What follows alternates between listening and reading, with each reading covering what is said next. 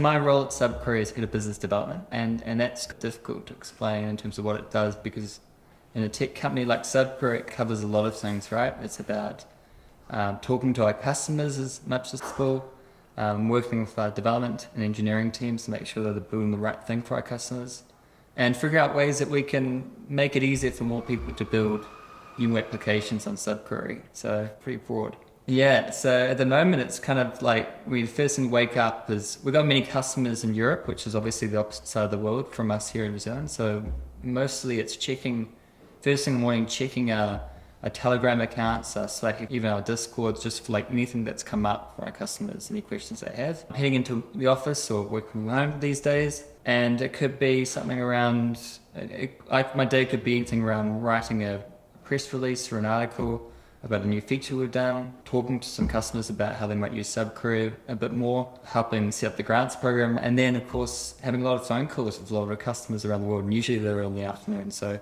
I try to keep my afternoons quite free, and then at 6 p.m. here in New Zealand I kind of start up again and carry on.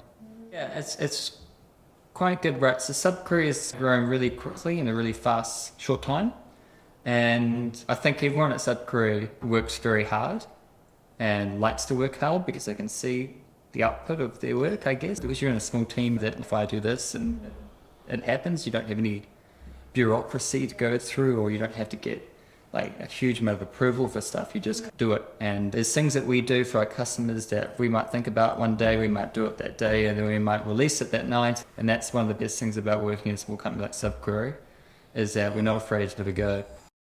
Yeah, that was interesting. So I joined a company a few years ago that initially wasn't involved in blockchain, but moved towards blockchain over time because it was 2017 or 2016, and it was an exciting thing back then. Back in that day, I didn't really dive into it, but I got involved. And with blockchain, you start at that surface level, which is like cryptocurrencies, and it's interesting. But until you really go a bit deeper, you don't realize how incredible it could be, or it is in the moment. We're just still figuring out how to use it and apply it. I was working in another company recently, and I was working on Finality and SubQuery part-time for a long time, and then it just went huge, and I joined full-time in February and haven't looked back since then.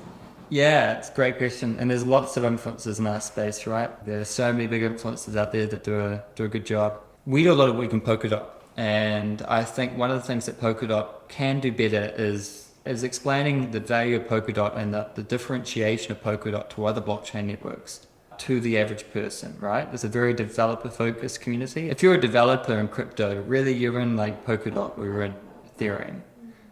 There's a smattering of developers elsewhere, but most big two areas are Polkadot and Ethereum.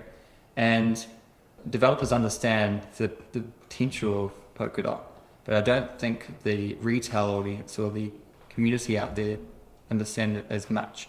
And one person I think does a really good job explaining that is Dan Risa from Akala. So I would love to have a dinner with him or a few beers with him to talk about what he thinks about Polkadot and how he thinks the next step should be in terms of bringing it up to the community.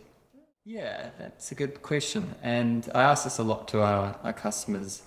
I think a misconception out there is that it's too late to jump into cryptocurrencies or blockchain, that the train's already left, that money's already been made. But in reality, we're so early days in blockchain, and the technology is still very in its infant stage. So my advice to anyone thinking about it is, look, there are many massive companies getting involved right now. There's a lot of interest in this area.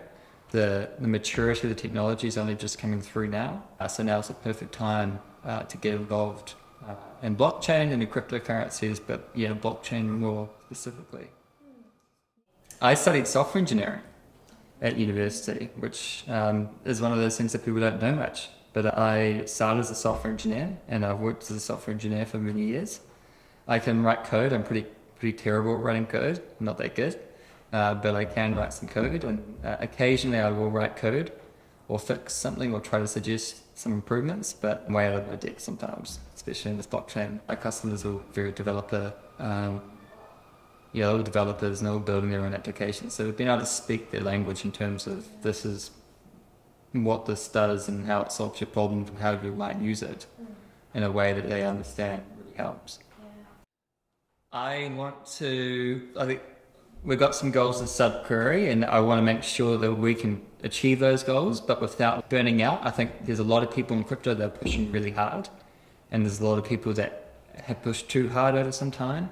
And at the moment, everyone's pushing, but I think in 2022, we need to be a bit more sustainable in how fast we push and how much we work, and making sure that now that we're coming out of the COVID era, or hopefully are coming out, that we spend time with friends and family and relax and recharge. So 2022, my goals are to carry on, but spend more time doing the things I enjoy and love outside of work.